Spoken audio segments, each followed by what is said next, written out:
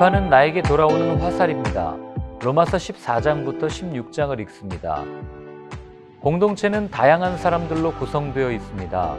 다양하다는 것은 큰 장점이지만 연합을 이루지 못할 때에는 큰 어려움을 겪는 것을 봅니다. 건강한 공동체를 이룸의 필수적인 조건은 비판하지 않는 것입니다. 왜냐하면 비판의 동기는 업신여기는 것이기 때문입니다. 로마서 14장은 형제를 대하는 바울의 태도를 들려줍니다. 두 가지 원칙을 말합니다. 첫 번째는 내가 비판하는 사람도 하나님께서 사랑하시는 대상이다. 종이 서고 넘어지는 것이 주인에게 달려있듯 사람을 판단하는 것은 하나님의 일이라는 겁니다. 두 번째는 사람이 사는 목적은 나를 위해서가 아닌 주님을 위해서다. 그래서 사나 죽으나 주의 것이기에 누군가를 비판하기보다 그분의 뜻을 이루어가야 한다고 말합니다. 한 공동체를 이루어가기가, 이 가족 되기가 얼마나 어려운지를 보여줍니다. 가족이 된다는 것은 부모의 자녀를 향한 일방적인 사랑이 있어야 가능합니다. 자녀가 속을 썩이고 나쁜 짓을 했어도 품고 사랑하기에 가족이 되는 것처럼 진정한 공동체가 되기 위해서는 믿음이 강한 자, 성숙한 사람이 조금 연약한 사람을 일방적으로 품고 사랑할 때 진정한 공동체, 가족이 될 수 있는 겁니다. 마지막으로 바울은 하나님 나라를 꿈꾸는 그리스도인들의 삶의 목적은 먹고 마시는 것이 아니라 예수 그리스도로부터 오는 의와 평강 그리고 희락임을 강조합니다. 오롯이 자기 생각만을 이루어지길 바라며 자신만이 옳다고 고집을 부리는 사람들을 보면 한 대 때려주고 싶을 때가 있습니다. 이런 사람들과 함께 일한다는 것은 무간지옥의 삶입니다. 더구나 그런 사람이 그리스도인이라면 더더욱 마음이 어려워집니다. 바울은 로마서 13장, 14장에 이어 공동체 안에 약한 사람을 대하는 방법으로 기쁘게 대하며 선을 이루고 덕을 세우라고 가르쳐 줍니다. 15장에는 반복되는 단어가 하나 있습니다. 찾으셨습니까? 바로 열방이라는 단어입니다.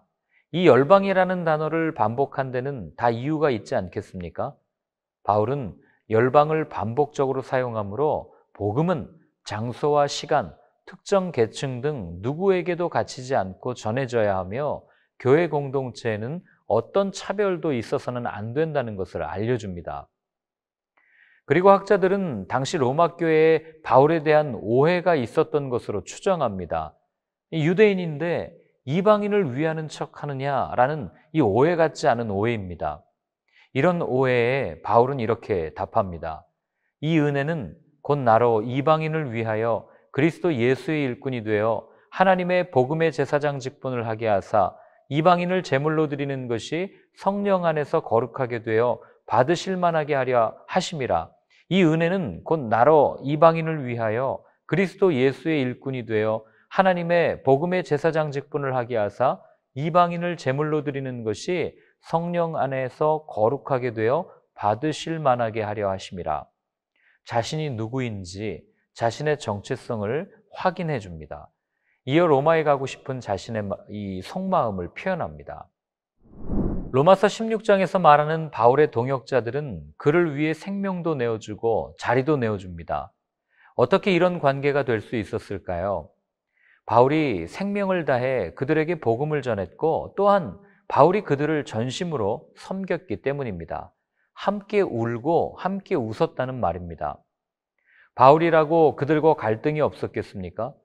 성도들은 무조건 바울의 말이라면 순종했을까요? 글쎄요, 사람의 삶이 그렇지 않음을 우리는 너무나도 잘 알고 있지 않습니까?